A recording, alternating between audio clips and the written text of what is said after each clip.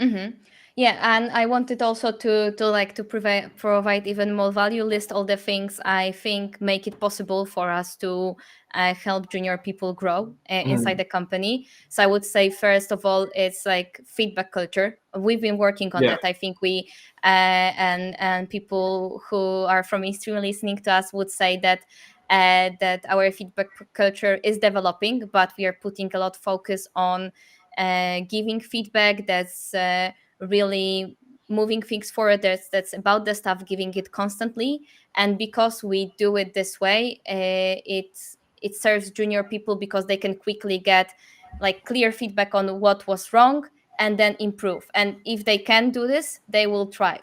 The other thing that I think we do very clearly is that we put a lot of focus of our managers having one-on-ones, or for example, we also take young people to let's say leadership positions, and put a lot of focus individually as founders to help them develop. And Mm. I don't know, like my statuses with my managers are also a lot about like growing as a leaders. And it's not like it's a common thing to do. It's not the groundbreaking, but on the other Mm. hand, if you put enough focus on those two things, so providing clear fast feedback, and on the other hand, like good support and a space to talk things out and learn from them, it's enough for juniors to grow inside a fully remote company. Yeah, this is true what you said. You are the best example. So we've been always good on promoting junior people. So you are a great example, and I think people come into the company, look at you, and think like, "Hey, she's so young, and she did all this, the Forbes list, etc., in like 3 years, maybe." So obviously, this is something that that's appealing for those juniors, and I think that. Crucial thing is that we as a company want to try and invest into those people, because it's hard to believe that those corporate, although sometimes it happens but it's not a standard, would move a junior person to a manager person if it seems like it's a good person, it's a good colleague, because there is so much pressure from within the company not to do it, while we just do it, we just try, and we tell the person, hey, you can fly now if you are ready. If your wings are still not enough, no problem, you will fly next year maybe. But really challenge these people and believe that they are adults. And nowadays, being 22 or 23 is not like it was 20 years ago.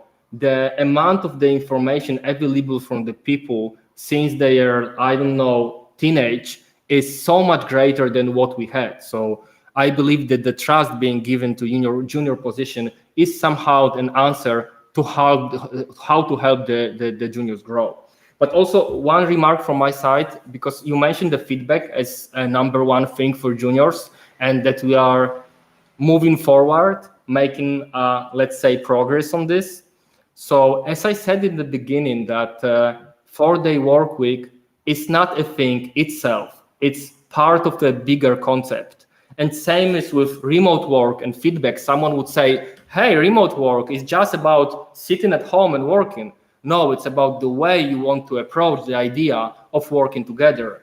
And feedback, no, the remote work without a great culture of feedback is one of the worst things that may happen. Because in the office, when you have all the time those small interactions, you are kind of giving the feedback with small words. And here in the remote work, you really need to have a focus on giving the feedback, because if not, then there won't be a space for this. So this is why I would say the remote work is very much in some kind of a connection with feedback, and the entire concept is pretty complex. Yes, and before you mentioned that we are very open about that. If somebody, oh, I love the life. It's great. So the question now is whether Victoria is alive, and I yes, hope I'm so. alive. Hello. Yes, that was, Uh, I love it. all right, and I wanted to talk about, because you said that if there are people who decide that our culture Yeah, is not for them, yeah. they are free to go. Yeah. I wanted to share my thought about it because I've been thinking about lately that usually most of the time when we were unhappy with somebody's performance, how they work, etc., they were usually also not happy with us. And every time we made a tough decision to let someone go, uh, I don't remember any time lately that we have let somebody go from inStreamly and they were unhappy about it. Like they were, some of them were relieved, some of them like felt Okay. like it This is wasn't for interesting. them, and yeah, it might sound like people are happy to leave because they are unhappy to work here, but I have a different opinion that for founders it's usually hard to make this decision or to let somebody go because you always try to find the reason for underperformance first in yourself or in your decisions and then in the person. But also the thing about culture and company fit is in here. So like when you are unhappy, it means that somebody's likely also not to be happy about it. Okay, this is very interesting. I didn't think of that this way. I was just having in mind that we have a very low churn in terms of people who are resigning. Like for the last 2 years, I think it was maybe 2 up to 4 people, and we are a team of 70. 70 people, so quite a lot, maybe even close to 80. I think less. It's 60 something. Oh, I'm sorry. I may have made a mistake. I'm not that much into the numbers. Yeah. I lost the track in some moment, like over 50. Anyway, the churn is very low, and together with the fact that most of the people, when they leave, they say, "Hey, it's good that we part our ways."